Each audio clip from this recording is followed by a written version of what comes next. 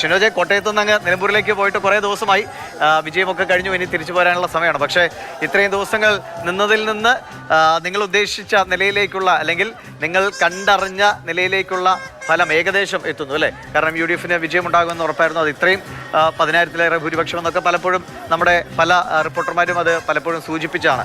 ഇപ്പോഴെന്താണ് ഈ സമയം 4 മണി കഴിയുമ്പോൾ UDF-ന്റെ ആഘോഷങ്ങൾ ക്ഷീണം കൊണ്ട് തണുത്തോ അതോ കൂടുതൽ ആഘോഷ കാഴ്ചകളിലേക്ക് പോവുകയാണോ നിലമ്പൂരിലെ UDF തട്ടകം?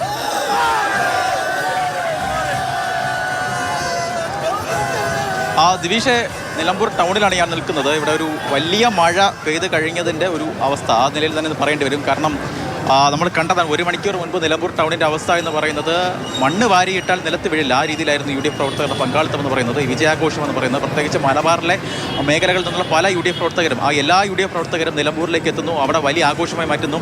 യുവ നേതാക്കളെ രംഗത്തിറക്കിക്കൊണ്ട് UDF ഈ വിജയാഘോഷം വലിയ ഒരു ഡിമാൻഡിലേക്ക്, ഒരു ആഘോഷ രീതിയിലേക്ക് കൊണ്ടുപോകുന്നു. ആ രീതിയിൽ തന്നെയാണ് ആ വിജയാഘോഷ റാലി ഇപ്പോഴും തുടരുകയാണ്. നിലമ്പൂരിൽ നിന്ന് വഴിക്കടവിലേക്ക് ആ വിജയാഘോഷ റാലി അങ്ങനെ പൊയ്ക്കൊണ്ടിരിക്കുകയാണ്. എന്തായാലും ഇപ്പോഴും ഈ തെരഞ്ഞെടുപ്പ് കമ്മിറ്റി ഓഫീസിൽ, UDF-ന്റെ തെരഞ്ഞെടുപ്പ് കമ്മിറ്റി ഓഫീസിൽ പല പ്രവർത്തകരും എത്തുന്നുണ്ട്, പല നാടുകളിൽ നിന്നുള്ള ആളുകൾ എത്തുന്നുണ്ട്, പല ജില്ലകളിൽ നിന്ന് ആളുകൾ എത്തുന്നുണ്ട്. അവരെല്ലാം തന്നെ അവരുടെ കുഞ്ഞാക്കയുടെ ബാപ്പുട്ടിക്കയുടെ വിജയം ആഘോഷിക്കുന്നതിന് വേണ്ടി എത്തിയതാണ്. എനിക്കപ്പം ഇംതിയാസ് കരീം കൂടി ചേരുന്നുണ്ട്. ഇംതിയാസെ, കഴിഞ്ഞ കുറച്ച് ദിവസമായി ഇംതിയാസ് ഇവിടെ ഉണ്ട്. എന്തായാലും നമ്മൾ പ്രതീക്ഷ ഒരു കണക്കാണ്, 7,000 മുതൽ 12,000 വരെയുള്ള വോട്ട് എന്നതാണ് നമ്മൾ ഒരു പ്രവർത്തക UDF-ൽ നിന്ന് കിട്ടിയ കണക്ക് തന്നെയാണ്. നമ്മുടെ ഒരു അസസ്മെൻറ്റും അത് തന്നെയായിരുന്നു. എങ്ങനെ തോന്നുന്നു? ഈ തെരഞ്ഞെടുപ്പ് കാലത്ത് എല്ലാ പാർട്ടികൾക്കും മുന്നണികൾക്കും അവരുടേതായ അവകാശവാദങ്ങൾ ഉണ്ടായിരുന്നു. അതിൽ UDF വളരെ നേരത്തെ തന്നെ 15,000 മുതൽ ഒരു പക്ഷേ 20,000 വരെയൊക്കെ വോട്ട് കിട്ടും എന്ന രീതിയിലൊക്കെ അവകാശവാദം പറഞ്ഞു. പക്ഷേ അപ്പോഴും 7,000-ൻ്റെ ഒരു കണക്കൊക്കെ അവർ പറഞ്ഞിരുന്നു. എന്തായാലും വലിയ ഭൂരിപക്ഷത്തിൽ UDF മണ്ഡലത്തിൽ വിജയിച്ചു എന്നുള്ളതാണ് എനിക്ക് തോന്നുന്നു. നാട്ടുകാരോട് നിങ്ങളുടെ കണക്ക് എങ്ങനെയായിരുന്നു? അൻവറിനെ കൂട്ടാത്ത നന്നായി. അപ്പൊ അൻവറിനെ കൂട്ടിയിട്ടുണ്ടെങ്കിൽ ഭൂരിപക്ഷം കൂടിയാൽ മൂപ്പര് പറയും മൂപ്പര് UDF-ൽ വന്നോ പോയിന്റ്. ഇപ്പോൾ അവിടെ RAP പറഞ്ഞതേ ഉള്ളൂ. അങ്ങനെയാണ് ഇത്. അപ്പൊ അതുകൊണ്ട് കൂട്ടാത്ത നന്നായി എന്നാ പറയുന്നത്. ഇനിയും കൂടെ വേണ്ടെന്നാ പറയുന്നത്. അല്ല, കൂടെ വേണം, അത് നേതൃത്വമാണ് തീരുമാനിക്കേണ്ടത്. നമ്മൾ തീരുമാനിച്ചിട്ട് കാര്യമില്ല. അൻവർ പിടിച്ചൊരു 19,000 വോട്ടുണ്ട്.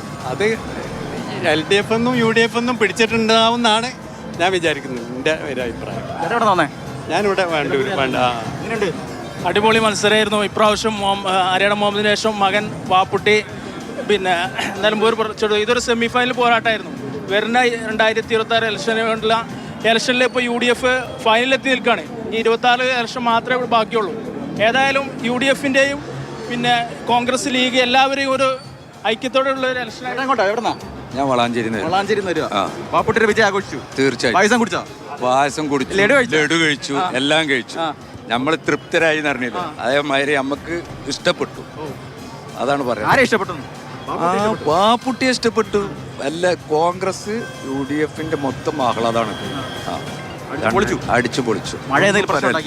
ഒരു പ്രശ്നമില്ല. മഴ പെയ്താലും പെയ്തില്ലെങ്കിലും ഈ ആഹ്ലാദം ഞങ്ങളെ സന്തോഷിക്കും.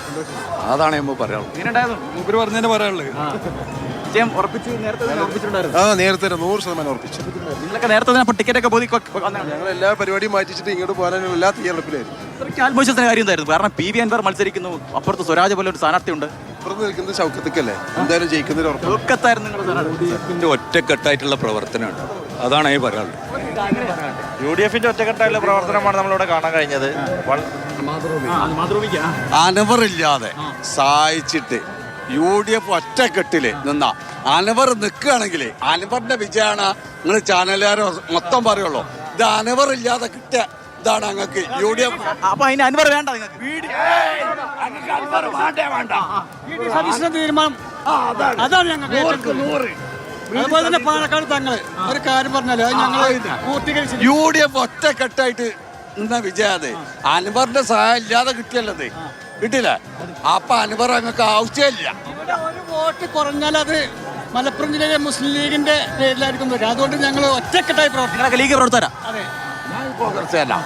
നിങ്ങൾ ഒറ്റക്കെട്ടായി നിന്നു, കയ്യും മെയ്യും മറന്ന് പ്രവർത്തിച്ചു. UDF ഒറ്റക്കെട്ടായിട്ട് അവസാനത്തെ ആണിക്കല്ല് അടിക്കേണ്ടത്.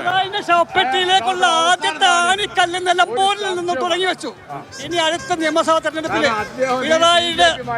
പിണറായിസവും മരുമോനിസവും തകർന്നു പോകും. UDF-ന്റെ ഇവിടെ നടന്നത് കഴിഞ്ഞ 9.5 വർഷക്കാലത്ത് LDF-ന്റെ ഭരണത്തിനുള്ള ജനങ്ങളുടെ വികാരം. UDF നേതാവ് കുഞ്ഞാലിക്കുട്ടി സാഹിബ് ഒരു കാര്യം പറയുന്നു, ഇത് സെമി ഫൈനലാന്നുള്ളത്. അടുത്ത ഫൈനലിലേക്കുള്ള സെമി ഫൈനലാണ്. ഈ സെമി ഫൈനലിലേക്ക് ജയിച്ചേ മതിയാവൂ. അതിനുള്ള വർക്കാണ് ഞങ്ങൾ ചെയ്തത്. കേരളത്തിൽ ഇത്ര വൃത്തികെട്ടൊരു ഭരണം ഇന്നേ വരെ ഉണ്ടായിട്ടില്ല. വർക്കിന്റെ കാര്യം പറയുമ്പോൾ ആരെ ഒരു കാര്യം സൂചിപ്പിക്കണം, വളരെ മികച്ച രീതിയിൽ വർക്ക്. കാരണം നമ്മൾ പുതുപ്പള്ളി നമ്മൾ കണ്ടതാണ്, തൃക്കാക്കരെ കണ്ടതാണ്, പാലക്കാട് കണ്ടതാണ്, ചേലക്കരെ കണ്ടതാണ്. പക്ഷേ അതിനെയൊക്കെ തന്നെ കവച്ച് വെക്കുന്ന തരത്തിലൊരു വർക്കാണ് ഇവിടെ നടന്നത് അല്ലേ?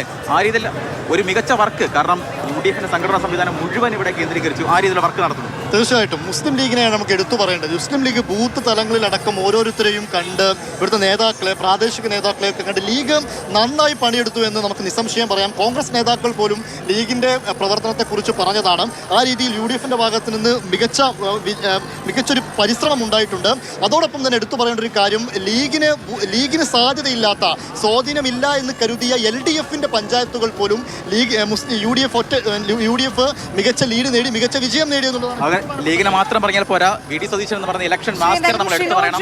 ഇംതിയാസും കഴിഞ്ഞ ഒരു മാസത്തിൽ കൂടുതലായി നിലമ്പൂരിലുണ്ട്. നിലമ്പൂരിൽ ഓരോ ചലനങ്ങളും രാഷ്ട്രീയ കേരളത്തെ അറിയിച്ചുകൊണ്ടിരിക്കുകയായിരുന്നു. ഷിനോജും ഇംതിയാസും